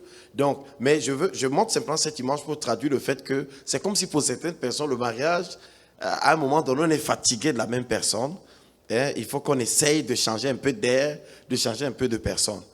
Est-ce que les personnes qui s'engagent dans la relation de couple, qui veulent s'engager, ne doivent pas s'armer de la pensée que je dois apprendre à être heureux avec la même personne toute ma vie? Mais attends, j'étais heureux hier avec elle. C'est pour ça que je l'ai choisie. Ouais. Oui, mais je l'ai choisi. En fait, vous l'avez choisi parmi plusieurs. Et j'étais heureux. C'est que j'ai regardé, j'ai vu que c'est celle avec qui je vais être heureux. D'où vient la pensée que demain, il faudrait que je m'en vais goûter ailleurs, goûter même de... Il y a moi, je me mets dans la place de tous ceux qui nous écoutent. Donc, le mariage, ça prend souvent beaucoup de coups entre deux personnes. Parce qu'il y a l'amour fusionnel, l'amour sensuel. Je me sens attiré par toi. Je ne te connais pas vraiment. Je ne connais pas tes dispositions, tes motivations. Je ne connais pas comment tu réagis à certaines situations. Voilà, je ne sais pas que tu n'aimes pas les remarques et que tu te fâches vite, ainsi de suite. Mais après un temps, le mariage, ça prend... il y a tous ces coups-là. C'est comme un arbre qui tous les jours perd une feuille, perd une branche, perd quelque chose. Maintenant, est-ce que les personnes-là ne doivent pas s'armer la pensée qu'il faudra passer par tout ça, mais rester quand même dans le mariage? C'est un peu la... Oui, moi, je crois que ça revient à ce que le prophète Thierry, comme disait tout à l'heure, il faut divorcer d'avec soi-même. Parce que quand je dis même que j'ai la lassitude, c'est par rapport à moi, par rapport à ce que je veux, par rapport à ce que je regarde à moi. C'est vraiment important. Je me rends compte tous les jours, je vous dirai ça, j'en prends un cas. Peut-être c'est l'occasion de donner le secret. Oui, j'en prends un cas, je vais dire. J'en prends un cas. Fait qu'après, ça fait combien d'années que tu es marié déjà? 21 ans. Voilà. Comment en 21 ans, tu as pu garder cet amour frais, cet amour toujours? C'est que tous les jours, j'imagine, je cherche des nouvelles méthodes, moyens pour rendre ma femme plus heureuse. Et je me rappelle... La question, c'est qu'est-ce qui fait que tu cherches des nouvelles façons de rendre ta femme heureuse? Mais je l'aime, non? En fait, il y a quand même, je vais dire que quoi, je garde toujours notre première rencontre. Peut-être, c'est différent pour les autres, mais quand même, nous avons, avec ma femme et moi, on a traversé beaucoup d'épreuves ensemble, qui vous ont marier, construit, oui, qui vous ont bâti. avant de se marier. Ok. On s'est désiré, on s'est voulu, on a été combattus, mais on a, pendant près de 2 années plus, on a tenu ferme jusqu'à ce qu'on s'est marié. Et quand je me suis marié, j'ai dit, cette femme, elle s'est donnée et je l'ai vue souffrir parce qu'elle veut m'épouser. Je n'ai pas de choix. Tous les jours, j'imagine. En fait, tu essaies de nous dire qu'elle a gagné ton cœur. Elle a gagné mon cœur. Voilà, elle a gagné ton cœur. Elle a gagné mon cœur, vraiment. Voilà, donc on peut dégager quelque part en disant pour tous ceux qui nous écoutent que les épreuves, les difficultés, tout ça, ça va arriver, mais c'est parfois des opportunités de renforcer l'amour. Ça veut dire que la faiblesse de mon partenaire est une opportunité pour moi de lui démontrer l'amour. Et même avant même que je ne me marie, j'étais allé à un séminaire, je t'ai dit, j'étais avec le docteur Chou et on allait faire les séminaires sur le mariage, j'écoutais et j'avais acheté un livre 90 manières d'aimer sa femme. Donc écoute, c'est excitant, je vous le dis sincèrement, parce que tous les jours, on doit, vous avez parlé de lassitude. La lassitude, c'est qu'on ne veut pas innover dans le foyer. Quand il faut 90 manières, quand c'est aujourd'hui tu prouves cette manière, pendant 2-3, après tu changes, c'est comme si tout redevenait nouveau dans le foyer. C'est vrai qu'il faut être créatif dans le mariage, il ne faut pas que ce soit trop monotone. En fait, on n'aime pas la monotonie. Ok. Mais, je veux me tourner vers le prophète Thierry, comme ça il va nous dire comment, qu'est-ce qu'il pense de la question. Ok, c'est une très bonne question et je pense que si j'achète une voiture, par exemple, une marque Mercedes, si j'ai un problème avec, je vais où? Je vais chez Mercedes. Je ne vais pas chez Peugeot ou ailleurs. Ouais. Et le mariage, c'est une institution divine. Donc il y a des lois, des structures, et c'est Dieu qui a établi le mariage. Et pour Dieu, la perspective du mariage, c'est une alliance. Et une alliance, c'est éternel. C'est-à-dire que dans une alliance, par exemple, Dieu a fait une alliance avec nous en Jésus-Christ. Et quand il fait une alliance, ça veut dire que tout ce qui est à lui est à moi et tout ce qui est à moi est à lui. Quand il y a une alliance, ça c'est une question très importante parce que souvent on dit aux jeunes, pas de rapport sexuel avant le mariage. Et ça c'est un point qui est vraiment important. Et quand les gens comprennent que quand il y a une alliance, c'est quand il y a du sang qui coule, parce qu'en hébreu, alliance, ça se dit bérit, ça veut dire couper une alliance. On coupe une alliance et du sang coule. Et quand du sang coule, c'est la vie qui coule. C'est pour ça que quand l'homme pénètre la femme, le sang coule et l'alliance est concluse. C'est pour ça que la femme doit être vierge et l'homme pareil, qu'il soit vierge au départ. Qu'est-ce qu'on peut donner à une seule personne qu'une seule fois? C'est sa virginité. Et quand on comprend le principe de l'alliance, quand on comprend la profondeur de l'alliance, quand on comprend que dans le monde spirituel, quand une alliance est scellée, c'est fort. Et le diable est contre ça. Dieu fonctionne que avec des gens et travaille que avec des gens par alliance. C'est pour ça que l'alliance est tellement importante. Elle comprend le sang, elle comprend tellement de choses. Par exemple, l'alliance, c'est un cercle. On prend une alliance, ça s'appelle une alliance d'ailleurs, la bague. C'est un cercle, on est encerclé, on s'appartient l'un à l'autre. Quand ils faisaient une alliance, on coupait un arbre, on plantait un arbre et on voyait l'arbre grandir à chaque fois. Quand ils faisaient une alliance, il y avait un échange de vestes, ça veut dire, par exemple d'habits, ça veut dire que mon identité, c'est la tienne, la femme prend le nom de l'homme. Ou alors il y avait un échange d'armes, ça veut dire je suis là pour te défendre, l'homme va défendre la femme, et ainsi de suite, et ainsi de suite. Il y a tellement de principes et tellement de choses importantes. C'est pour ça, avoir la perspective de Dieu, du mariage, va aller à l'encontre de la perspective du monde, où ça peut être un contrat, ça peut être un essai, et puis on va divorcer. Mais pour nous, en tant que chrétiens, le mariage, c'est quelque chose de saint, c'est une alliance, c'est vraiment quelque chose d'important. On ne s'engage pas dans une alliance légèrement, on s'engage en connaissance de cause, et c'est pour l'éternité. Et j'aimerais qu'on lève un peu, parce qu'il y a des gens qui nous suivent, qui ne se sont pas mariés vierges. Voilà, donc ni l'homme ni la femme. Et je sais pas ce que tu as à leur dire, parce qu'il faut pas, pasteur, il faut pas qu'ils aient l'impression que... Je suis tellement émerveillé, parce que depuis longtemps, j'ai développé cette théorie. C'est d'ailleurs mon mémoire en théologie, en master, c'est sur ça que j'ai travaillé. Mais je vais dire que mon professeur de théologie systématique, tout le temps qu'il me voit, il me dit l'homme d'alliance de sang. Et c'est une première fois j'ai lu beaucoup des auteurs. C'est une première fois que je vois quelqu'un qui comprend les fondements théologiques du mariage. Maintenant, la personne qui a perdu sa virginité, quand nous revenons en Christ, nous devenons une nouvelle créature. C'est-à-dire que tous ceux qui ont perdu leur virginité, qui sont venus en Jésus-Christ, deviennent une nouvelle créature. C'est-à-dire qu'ils sont restaurés parce qu'ils sont restaurés. Et quand ils reviennent dans le mariage, c'est plus que ça. C'est vrai. Je vous dis une chose, ce qui est vrai. Et tout autant vrai. Ben, ils n'ont plus la virginité physique. Oui, je vais te dire une chose. Oui, ils n'ont plus la virginité physique, mais ils sont une nouvelle créature. C'est-à-dire que notre véritable problème, ce n'est pas le physique, c'est le spirituel.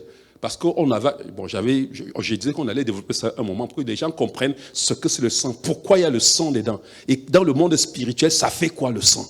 Soit tout à l'heure, je n'ai pas ouvert ce pan de voile parce que c'est quelque chose il faut expliquer pas à pas pour que les gens comprennent. Pourquoi est-ce que c'est impossible? Si vous n'êtes pas séparés, c'était à cause du sang. Et maintenant, c'est un problème spirituel. Ce n'est pas physique en tant que tel. Comme je disais tantôt, il y a des actions que nous posons physiquement qui ont une signification spirituelle. Donc, quand nous venons à Jésus-Christ, on est de nouveau vraiment devant Dieu. Tout est effacé. Mais je vous dis une chose, il ne faut pas, peut-être quand on n'a pas connu le Seigneur, oui, on était ça, on a fait tous ces choses-là. Mais quand on vient dans le Seigneur, la question maintenant que je voudrais peut-être qu'on posera, est maintenant quelqu'un qui est venu dans le Seigneur, il était vierge, qui est allé pécher, a perdu sa virginité. Il a péché. Et c'est vrai, il sera pardonné, mais il y aura quand même les conséquences du péché qui, malgré tout l'amour de Dieu, pourra entacher sa vie. Et c'est vraiment extraordinaire ce que le prophète c'est l'une des premières fois que j'entends quelqu'un parler comme ça. Vous savez, moi, je joue un peu le rôle des téléspectateurs à la maison. Oui, mais c'est toujours un peu difficile à cerner. La question, elle est simple. Le prophète dit que si moi je suis vierge, ma femme est vierge, on scelle une alliance à ce moment-là. Il y a beaucoup de gens, parce que je le dis parce que beaucoup de gens nous écoutent partout, il y a des gens qui se sont mariés et qui n'étaient pas dans cette condition. Donc ça veut dire que les deux conditions de départ à la virginité de l'homme et de la femme. Je le dis surtout pour les gens qui nous écoutent. Quand nous avons dit, celui qui est en Christ est une nouvelle création. Les choses anciennes sont... Il est une nouvelle création, mais aussi est-il que la vie en Christ ne dépend plus du sang. Puisque Jésus a été vidé de son sang à la croix. Quand Jésus marche, c'est ça, non, l'eau a coulé. Donc, en tout cas, la question, en fait, moi, je voulais que le prophète lève l'équivoque. Pour que celui qui, par exemple, moi, je me suis marié, supposons, j'étais plus vierge, ma femme n'était plus vierge, que je n'ai pas l'impression que parce que nous n'étions pas dans la virginité, il n'y a donc pas cette condition. Je ne sais pas si vous me comprenez. Voilà, c'est un peu ça, cet équivoque-là. Parce que celui qui est à la maison se dit, bon, moi, je ne suis donc pas marié, donc on n'est pas engagé, puisque dès le départ, on ne remplissait pas ces deux conditions. Nous sommes venus en Jésus, certes, mais Jésus ne nous a pas restitué notre virginité physique, ni l'homme, ni la femme. Je ne sais pas si vous me comprenez. Je comprends très bien. Et ça soulève une autre question, et après je viens à la réponse sur ça. Par exemple, chez les gitans, quand ils couchent ensemble, ils sont mariés. Dès qu'ils couchent ensemble, ils mettent un mouchoir avec du sang. Il y a du sang, et ça veut dire qu'ils sont mariés. Okay, là, il y a une alliance, mais sans passer devant le maire, ou passer devant le curé, ou le pasteur, et ainsi de suite, comme nous en tant que chrétiens. Pour eux, ils sont mariés dès qu'ils ont couché ensemble. Ça, c'est pas tout à fait juste, parce que je pense qu'il faut aussi passer devant le Seigneur, et devant la mairie, il faut être soumis aux autorités, et ainsi de suite. Et après, il y a l'autre côté, de gens qui ont vécu leur vie, et qui ont couché ensemble, et qui arrivent, par exemple, et ils se marient. Je connais, par exemple, l'histoire d'un fils de pasteur. Il était vierge, ici et ça, et il voulait se marier. Et bon, il rencontre une fille, et c'était une fille qui lui plaisait, ici et ici. Mais cette fille, c'était une ancienne prostituée. Et lui, il dit qu'il veut marier une fille vierge. Et Dieu a recréé l'hymen chez la femme. C'était vraiment un miracle. Elle était vierge, quoi, quand il l'a mariée. Mais après, je pense que c'est le cœur qui compte devant Dieu. Si vous êtes plus vierge, ni l'homme, ni la femme, et que vous vous êtes rencontrés, bon, tout le monde dans le monde, on a péché, hein, et quand vous rencontrez le Seigneur, le sang de Jésus, il est assez puissant pour vos péchés du passé, pour vos péchés présents et pour vos péchés futurs. Bon, en tant que pasteur, est-ce qu'il y a aussi des alliances verbales? Tout à fait. Oui, bien entendu. Parce que le mariage, on n'est pas. C'est pour ça, quand on dit les fondements du mariage, je crois que si on entre là-dedans, on ne va pas ressortir. Parce que, en réalité, dans le mariage, n'est-ce pas, il y a deux liens, vous comprenez, fondamentaux qui nous lient. Il y a le lien alliantiel et puis il y a le lien légal. Le lien légal, c'est le lien que la loi. C'est-à-dire qu'il y a deux liens qui lient le mariage. Le lien légal, c'est celle de la loi. Comme Paul disait que aussi longtemps qu'un homme est marié, la loi les tient liés. Il y a la loi qui vous tient liés. Je vais vous dire une chose, et c'est pour revenir, pour comprendre très bien. Pasteur au prophète, regardez. D'ailleurs, il y a un auteur qui a très bien développé, parallèlement avec notre alliance avec Dieu, ce que le sang faisait. En fait, c'est lui qui vient au Seigneur, je vais vous dire, et qu'il a perdu sa virginité. Apôtre, il y a plusieurs personnes qui souffrent de mariage, c'est-à-dire qui souffrent des couches nocturnes ou bien qui voient des maris de nuit. Et je vous dis, la plupart des personnes qui font ces choses-là sont des gens qui ont perdu leur virginité quelque part chez quelqu'un qui est venu prendre leur virginité pour faire une alliance avec eux. Vous comprenez?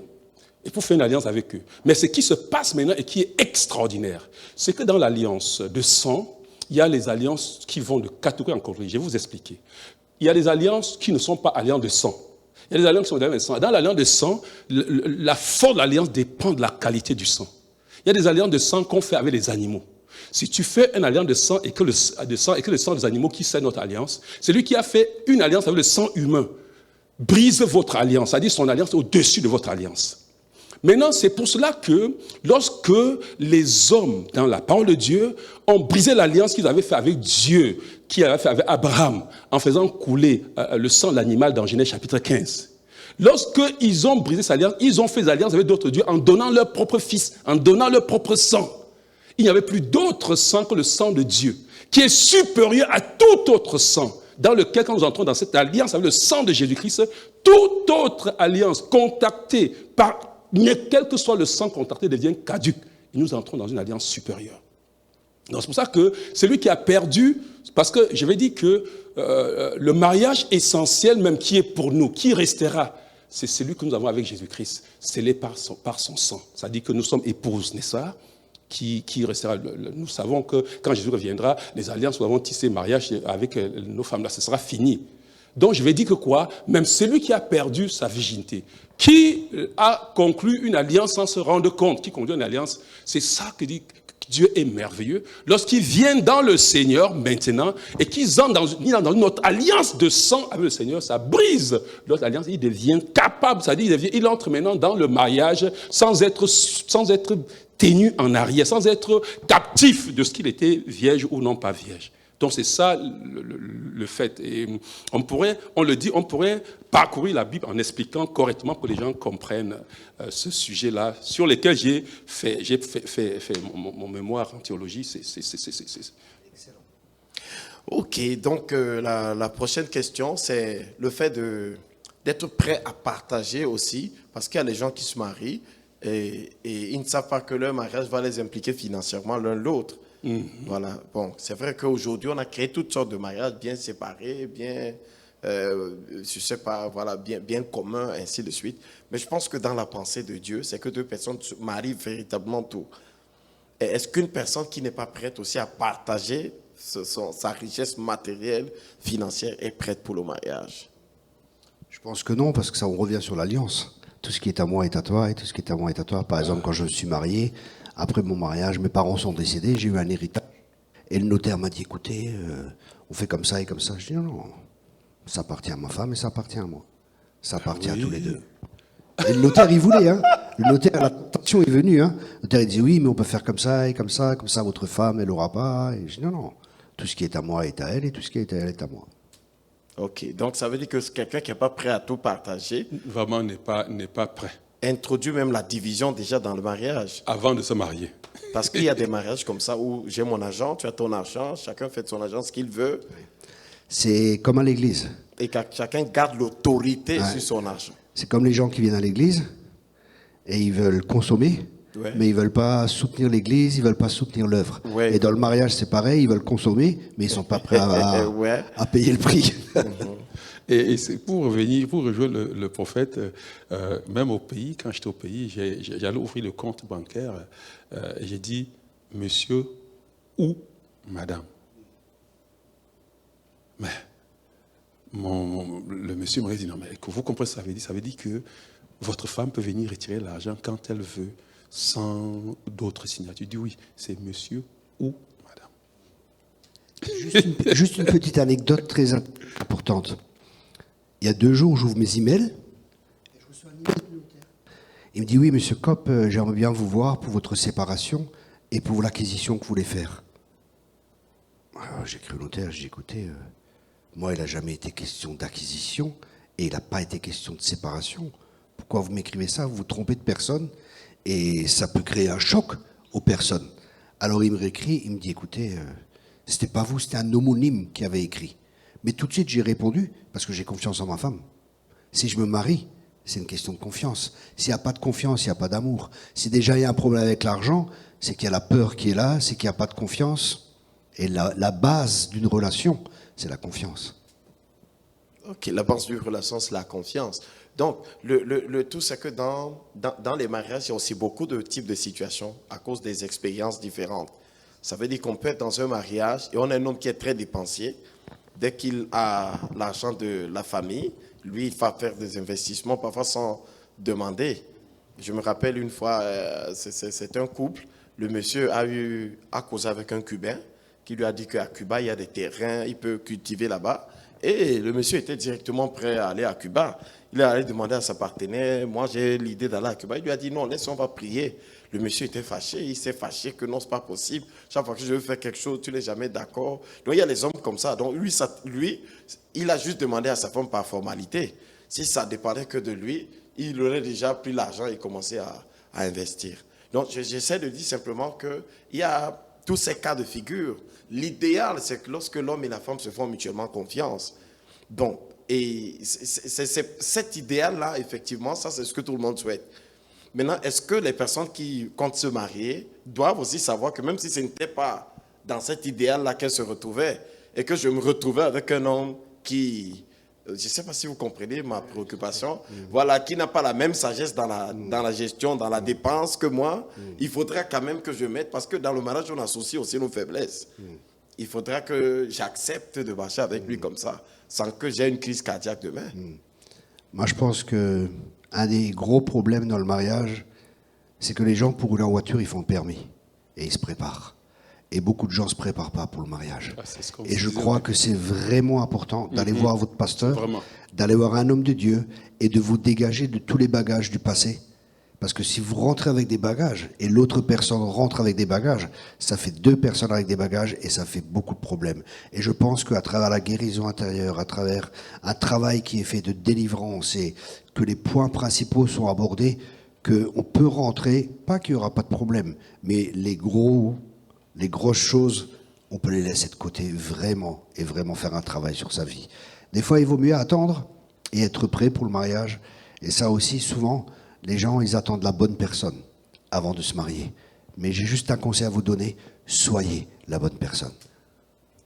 Et je crois que l'apôtre soulignait quelque chose qui revient encore sur la question. Ce que nous avons dit, c'est-à-dire que l'une des conditions qu'il faut être prêt à rendre des comptes. Il faut être prêt, ça dit à être comptable. À être comptable. Vraiment, je crois que nous sommes passés là-bas en disant vraiment, si tu n'as pas ça, tu n'es pas qualifié. Celui qui n'a pas ne peut pas rendre compte, il ne rendra même pas compte sur les finances. Et donc, tu vois, si c'est disqualifié depuis là, vraiment, quand chaque point que nous donnons, ceux qui nous écoutent, auditeurs, prenez ces points, c'est qu'on aura le temps de les développer pour que vous compreniez ce que ça engage dans tout, ça gâte tout. C'est-à-dire que je ne peux pas, c'est-à-dire que je ne peux pas, ça n'a pas de sens que j'aille prendre de l'argent pour aller dépenser sans avoir rendu compte. C'est ce que nous disions. C'est-à-dire que je ne dois pas aller. Et comme ce n'est pas moi, ça veut dire que nous devons nous mettre d'accord sur cela avant qu'on avance. Et on doit se connaître. Moi, par exemple, dans le foyer, ce que je reste avec, c'est l'argent qui m'est destiné et que je peux dépenser comme je veux. Parce que je dépense très, très facilement. Quand c'est pour un projet et tout, je préfère que ma femme le garde. Parce que si c'est à portée de ma main, je peux les dépenser sans. C'est-à-dire que tu viendras, pas que je vais faire des bêtises, non. Je vais voir quelqu'un qui vient, qui pleure pour un sujet, vraiment, tellement j'aurai compassion que je vais donner de l'argent. Avant de dire, oh, donc ce qui est l'argent qu'on ne doit pas dépenser, je fais garder par ma femme. Effectivement, donc c'est ce que tu viens de donner comme exemple est donc ce que la question essaie de soulever comme problématique. La problématique, c'est que tu peux donc avoir une femme qui aimerait que vous fusionniez financièrement au franc près dans la façon de gérer l'argent. C'est-à-dire que là, tu es comme épidermie, c'est-à-dire imprévisible. Je suis venu, peut-être je passais, j'ai vu un malheureux, j'ai pris l'argent, j'ai donné. Voilà, c'est pas que dans le budget, cet argent est la partie qui m'a été allouée pour que je puisse me faire plaisir. Mais c'est peut-être un argent qui était l'argent de la famille, mais c'est entre mes mains qu'il s'est retrouvé. Donc, vous voyez, quand nous parlons de ce qu'on doit, ça veut dire que c'est la norme, ce qui est normal. Maintenant, tout n'est pas normal. Et la plupart des gens se marient en trouvant effectivement la normale. C'est pour ça qu'on leur dit ce soir, avant de te marier, est-ce que la personne ne devrait pas se poser la question demain? Il y a un monsieur comme ça qui allait jouer avec l'argent de toute la famille au casino. Quand il y allait, il n'allait pas dans l'intention de jouer tout l'argent. Il aimait jouer, c'était sa faiblesse. Mais il a commencé par jouer le sien. Après, il a joué même la maison. Et ça rejoint le premier point, c'est qu'il a pris l'argent sans dire à la femme que je m'en vais au casino, parce que si tu regardes ça, il est parti. Ça fait partie des manquements. Et puis maintenant, je veux poser la question au pasteur aussi. On sait tous ensemble que le fait qu'un frère se marie aujourd'hui ne fait pas de lui quelqu'un qui devient subitement mature. Non, c'est vrai. Et ce n'est pas le fait qu'il ait épousé la sœur que sa croissance spirituelle va s'accélérer directement. Donc, je ne sais pas ce que vous dites maintenant à ces frères et ces sœurs qui sont dans un autre cas, pas dans le cas du prophète Thierry, qui lui et sa femme sont dans une confiance parfaite. Et ils peuvent se faire confiance mutuellement. Comme moi, je fais confiance à mon époux, je lui donnerai tout. Si vous voulez me donner l'argent, me donner ça à mon époux, je n'ai pas de problème.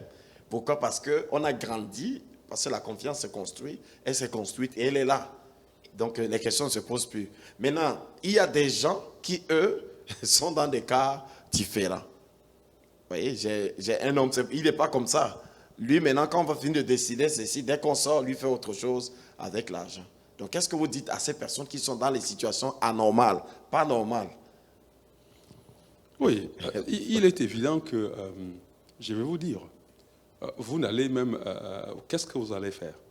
Étant donné que s'il veut cet argent, si on ne l'a pas appris, s'il n'a pas une autorité spirituelle qui le guide et qui l'aide, et à laquelle personne il peut se soumettre, c'est aussi un fait là, et il n'y aura rien à faire parce que cet argent-là, cette femme ou bien se donnera ça d'une autre manière. C'est-à-dire que j'ai vu des femmes qui ont même volé l'argent de leur mari dans leur poche. C'est-à-dire qui sont même allés à faire des détournements à la banque pour avoir cet argent-là, qui ont créé des situations. Je crois que tout est vraiment un problème d'éducation qu'ils sont en train de faire. Et c'est le but de ce que l'émission sont en train de faire, c'est d'amener les gens à se rééduquer. Je crois que ces genres de personnes doivent être sur une autorité qui devrait les aider, les accompagner dans leur foyer. En fait, chaque foyer devait avoir son conseiller. Comme on a des médecins pour les familles, là, chaque famille devait avoir son conseiller conjugal. Donc, l'une des solutions, c'est que l'une des mesures de sécurité, c'est d'avoir quelqu'un qui a une autorité qui transcende l'autorité de l'homme et de la femme. Oui. Une sorte d'arbitre. D'arbitre. Ok, donc c'est la solution. Prophète, vous avez une solution aussi? Je crois que la clé, c'est simplement de faire des disciples. Et quand on fait des disciples, comme Jésus dit, on a quelqu'un qui parle dans sa vie, automatiquement. Et je crois que la clé, c'est ça. Dieu a la solution pour tous les problèmes.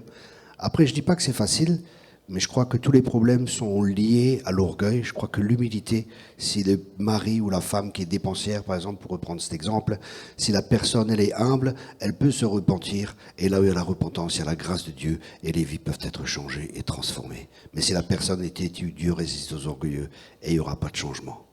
Maintenant, je vais te proposer une autre question. La personne peut se repentir, reconnaître sa faiblesse.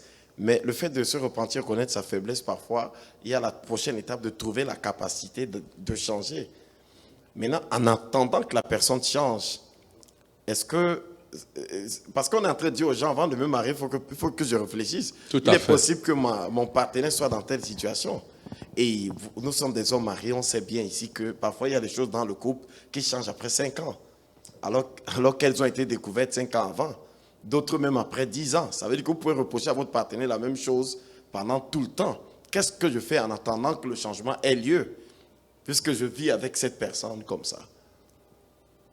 Je ne sais pas si vous comprenez. C'est ce que je crois que le peu ma prophète a question. parlé du disciple-là. C'est-à-dire que si quelqu'un qui n'a pas vraiment une autorité spirituelle dans sa vie, c'est un âne sauvage. On ne peut pas... Mais beaucoup de pasteurs aujourd'hui, qui sont des pasteurs reconnus, qui vraiment baptisent les gens, divorcent. Beaucoup de pasteurs divorcent aussi. Mais je crois que ça revient au même point. Hein. Est-ce qu'ils faisaient des disciples et eux-mêmes ils étaient disciples de quelqu'un? C'est ça, ils étaient Est-ce qu'ils- disciples de quelqu'un. Pardon. C'est ça. Est-ce que quelqu'un avait un droit de regard dans leur vie? Parce que ça, c'est, je crois Ah, que, ça veut dire, en est-ce tant que quelqu'un d'autre a une autorité sur eux? il y a un droit de redevabilité. Je crois que c'est un principe dans le corps de Christ, Ok. c'est de la redevabilité. Oui. Par exemple, si je vais ici dans l'église, si ça va pas, là, je suis venu à travers l'apôtre Pierre Bumier, il peut appeler Pierre. Et moi, je serai redevable à l'apôtre. Oui. Je vais dire, ok, voilà, bah écoute, je demande pardon, j'ai fait une erreur, ou c'est pas vrai, ou on discute. Il y a une redevabilité qui est là. C'est une sécurité pour lui, et c'est une sécurité pour l'église, et une protection pour moi aussi. Donc, ça veut dire quelque part qu'on dit à tous ceux qui nous écoutent ce soir, les jeunes qui comptent s'engager, il ne faut pas s'engager avec une personne qui n'a pas une autorité sur sa vie. Il ne faut pas. Parce que quel que soit son défaut et son manquement, si la personne a une autorité, on pourra gérer. Mais si elle ne reconnaît l'autorité de personne, vous êtes vous-même en insécurité. C'est ça, prophète? Oui. Je crois que c'est vraiment recommandable. Bah après, des fois, c'est difficile parce qu'il y a des gens, des fois, il faut voir, c'est large. Parce que des fois, des gens, ils trouvent personne. Ils ont été abusés, Ouais. il y a ci et ça, donc ils sont encore blessés. Ils ont besoin de passer par un processus de guérison pour refaire confiance. Et il y a plusieurs cas. Mais l'idéal, L'idéal, c'est L'idéal, d'avoir c'est ça. une autorité Voilà. aimante. Voilà, quelqu'un qui est un peu comme Joseph, que Dieu a placé à côté de vous pour prendre soin de vous. Voilà, donc, en tout cas, ce sont des questions sur lesquelles on reviendra parce qu'en fait, là, de façon sous-jacente, on parlait de la gestion financière. C'est pour dire quelque part que dans un couple, il est important d'avoir une politique. Vous voyez tout ce qu'on a soulevé comme question. C'est pour vous amener à comprendre. Imaginez que vous êtes engagé avec une personne, vous avez dit on s'aime, on s'aime, on s'aime, on s'aime. Après, demain, Vous vous rendez vous comprenez? Et les hommes, généralement, quand ils sont en train de vous cotiser, ils ne veulent pas que vous dépensiez quelque chose parce qu'ils sont en mode conquête. Mais quand la conquête est finie, quand on a le titre foncier du terrain, on passe. Oui, les hommes ne comptent C'est pas. vrai, Quand c'est tu veux vrai. tout, l'homme paye, il paye tout. Mais après, il commence à dire, mais où est passé mon argent? Mais qu'est-ce que tu as fait avec mon argent? Il y avait tout à l'heure des questions que les auditeurs posaient, je ne sais pas.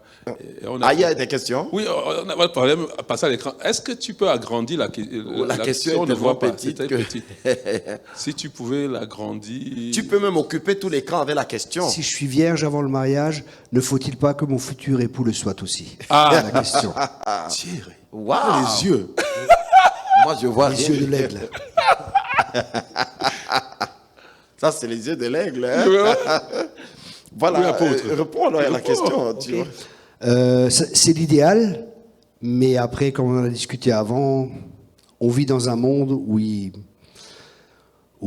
c'est un monde qui est déchu et nous aussi nous sommes déchus, donc l'idéal, c'est pas toujours le cas. Et si vous aimez cette personne, la question est vraiment à vous poser, est-ce que c'est la personne que Dieu vous a donnée et est-ce que vous aimez cette personne? Voilà. Voilà. Je crois que c'est Et puis, il faut aussi Waouh. avouer que Jésus a dit que si quelqu'un regarde une femme pour la convoiter, vous pouvez être bien vierge physiquement et ne pas l'être à l'intérieur de vous aussi. Hein? Exactement. C'est pas ça. Parce C'est que- vrai, c'est vrai. C'est Exactement. vrai. Voilà. Exactement.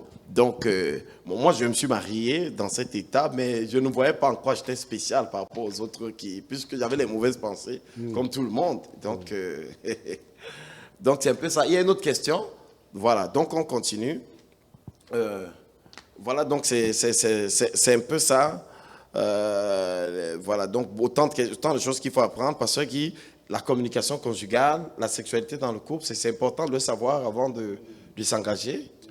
Oui, je crois que dans toute relation, la communication est capitale. capitale. Et je crois qu'il faut que on apprenne à communiquer. Parce que quand on... Mais les gens se disent, ils parlent déjà. Est-ce que parler, c'est parler, communiquer? c'est pas communiquer.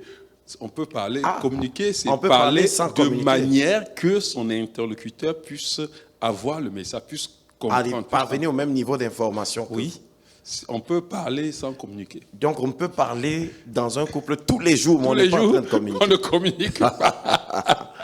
Prophète Thierry, vous avez quelque chose à dire là-dessus? Oui, je crois que les trois problèmes principaux dans le couple, les trois problèmes principaux, c'est le sexe, l'argent et la communication. Wow. Je répète, le sexe, l'argent, Et la le sexe, communication. on en a parlé un peu, l'argent, on en a parlé, et le troisième, la communication. Et une communication, c'est de cœur à cœur, c'est communiquer avec son cœur, être ouvert, faire confiance, c'est pas rester superflu. Et communiquer, c'est pas juste parler, c'est surtout écouter l'autre. Et écouter l'autre, c'est écouter ses émotions, écouter ses désirs, écouter ce qu'elle dit des fois au-delà des mots. C'est vraiment une communication, c'est une part active. Waouh. Voilà, donc vous savez que dans les universités, il y a des départements de communication. Donc la communication, ce n'est pas juste le fait d'être capable voilà, de prononcer quelques mots. Voilà, c'est un art, l'art de communiquer.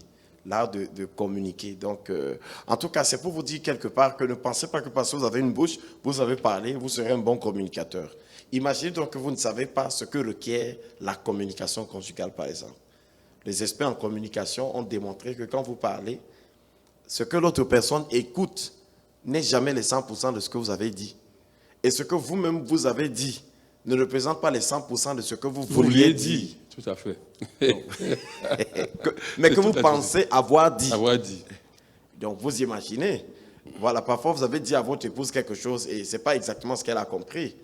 Donc, et vous commencez à vous chamailler, à vous quereller. Toi, vous dans votre pensée, vous avez pensé, mais ce n'est pas ce que vous avez exprimé. Elle, ce qu'elle a entendu n'est même pas la moitié de ce que vous avez réellement exprimé. Et vous êtes tous les deux en train de vous battre. Oh, quand vous comprenez ce que c'est que la communication, vous apprenez à vous tolérer. Un auteur démontrait que lorsque je pense, ça dit que si j'ai bien pensé, que le vocabulaire, je l'ai, Oui. je ne peux, pour les hommes parfaits, transmettre que 80% de ce que j'ai pensé. Pour les gens qui sont corrects. Qui sont forts. Forts. Parce qu'il y a la faiblesse du langage, Il y a du tout, oui. vocabulaire. Ça dit que si je suis c'est impossible de penser et de transmettre à 100% ce qu'on a pensé. On a pensé. Et maintenant, celui qui reçoit, lui reçoit simplement, c'est-à-dire que qui peut décoder, parce qu'il faut recevoir, il reçoit les 60%. Il n'est capable que de décoder 40%. Et quand il va pour redire ce que le message qu'il dit, il ne dit que les 20%. Et c'est pour ça, il faut le connaître parce que ça crée trop de problèmes dans les foyers. Il faut être capable, quand j'ai parlé, et que l'autre dit que tu as dit plutôt ceci, que je sois capable de m'arrêter pour dire c'est possible que ce soit ce que j'ai dit. Ou c'est ce que lui, il ait compris. Oui, à et même cause voilà. des éléments d'interprétation. Et maintenant, celui qui dit même ça, et que l'autre lui dit c'est pas comme ça, qu'il sache que c'est possible que j'ai entendu mal, parce qu'on entend en fonction des bagages qu'on a pour entendre, et on décode avec ça, que j'ai fait, que j'ai mal entendu et que j'ai mal décodé. Donc vraiment, ça résolvait beaucoup de problèmes. Et j'ai dit que l'apôtre a souligné, il faut savoir communiquer. Le fait seulement de savoir ceci, qu'au fin du compte, quand j'ai dit que tu avais dit ceci, ce n'est qu'en réalité les 20% de ce que dans sa tête il pensait dire. Donc ça fait que ça va résoudre trop de problèmes. Il y a des moments, j'ai vu des couples qui sont séparés. J'avais dit comme ça. Non, tu avais dit plutôt ceci. J'ai dit comme ça. Tu avais dit plutôt ceci. Et la personne qui est là, qui dit c'est ce que tu as dit, ne sait pas qu'elle est méchante. C'est qu'elle n'a eu que la capacité d'avoir de ce que vous avez dit, rien que cela, de cette manière-là. Donc c'est vraiment, ça a résolu énormément de problèmes de discussion dans les foyers. Waouh, ça c'est glorieux. Donc c'est un peu ça, vous avez compris. Il faut savoir communiquer. Et la sexualité, les gens vous diront qu'il suffit que deux personnes se mettent nues dans une chambre. Le reste, ils auront l'inspiration. Le reste va venir tout seul. Donc c'est ça. Voilà, il y a les gens qui ne savent pas effectivement que même faire l'amour, c'est un art aussi. Vous avez déjà entendu plusieurs fois une femme, pourtant que l'homme se tue pour lui montrer l'amour, dit que tu ne m'aimes pas. Parce que l'homme communique l'amour, mais il aime à l'amour, mais il n'arrive pas à communiquer à la femme. C'est vraiment très, très capital là. Il se tue, mais il ne communique rien. Et l'apôtre, le prophète voulait dire quelque chose. Ouais, la communication, comme dit, c'est vraiment important. Et j'ai vraiment étudié, pas vraiment en profondeur, mais j'ai quand même pris du temps pour étudier, parce que la communication, par exemple, pour nous en tant que prédicateurs, c'est très important de savoir communiquer. Et dans la vie de tous les jours, la communication, ça affecte tous les domaines de notre vie. Et ce que je vois souvent, et ça c'est un conseil peut-être pour les couples et pour les pasteurs aussi, c'est que souvent les gens quand ils communiquent à travers leurs émotions, à travers leurs blessures.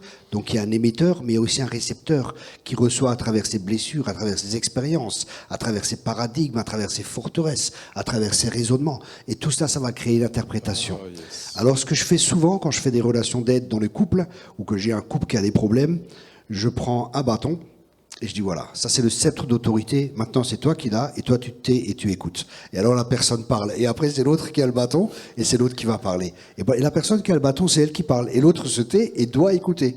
Parce que sinon, il y a un problème de communication. Oui, mais tu as dit ça, et ils commencent à se disputer ici et ça. Donc, et c'est peut-être une aide aussi pour les pasteurs qui font de la relation d'aide, c'est un truc tout simple, ou peut-être... En tant que couple, si vous commencez à vous chavailler, vous prenez quelque chose, comme maintenant c'est moi qui parle, après je le pose, c'est toi qui vas parler, et on retrouve la paix ensemble. Voilà, donc c'est ça. En tout cas, voilà tout ce qu'on a. Il y a plein de choses encore. Nous sommes déjà presque à la fin. Je ne sais pas si le prophète tira un dernier mot. Il y a plein de jeunes qui nous regardent, des gens qui ne sont pas encore engagés.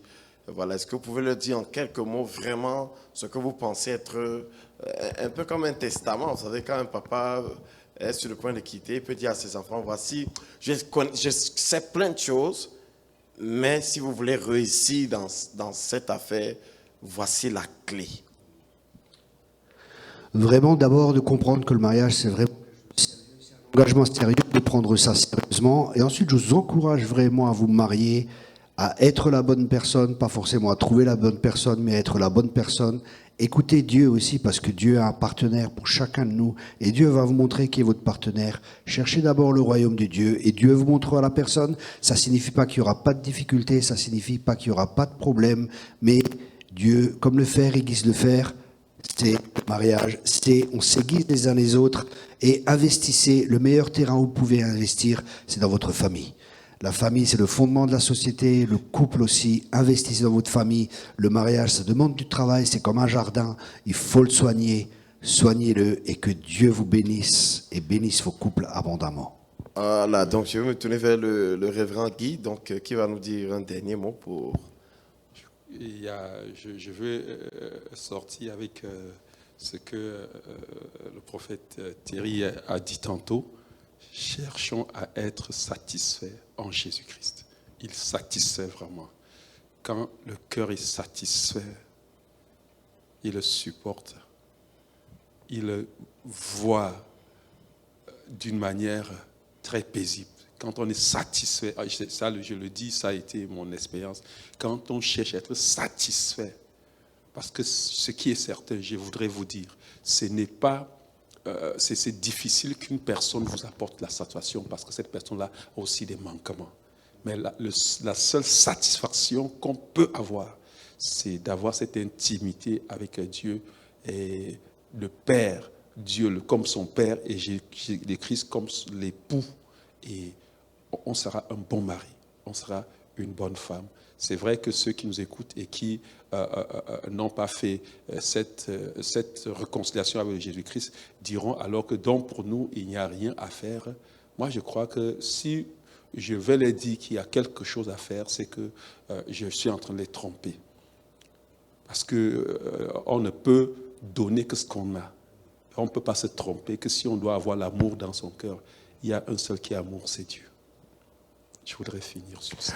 Voilà, donc nous sommes arrivés au thème de notre édition de ce soir. J'espère que vous avez été édifiés par tout ce que nous avons dit aujourd'hui. Nous étions en train de parler des choses qu'il fallait que nous sachions avant de nous engager dans la vie conjugale. La vie conjugale, donc, c'est comme n'importe quel autre domaine d'activité dans lequel les hommes s'engagent. On n'aura jamais un chirurgien qui n'a pas fait de chirurgie à l'école. On n'aura jamais un conducteur qui n'a pas fait son permis de conduire alors si vous décidez de vous marier, sans être muni de la connaissance que requiert la bonne pratique de la vie conjugale, cela suppose que vous avez validé automatiquement l'échec de votre mariage, l'échec de votre relation conjugale. Donc, quoi qu'il arrive plus tard, même quels que soient les visages et les manifestations que cela pourra prendre, vous n'aurez qu'à vous en prendre à vous-même. Mais le bonheur conjugal est possible.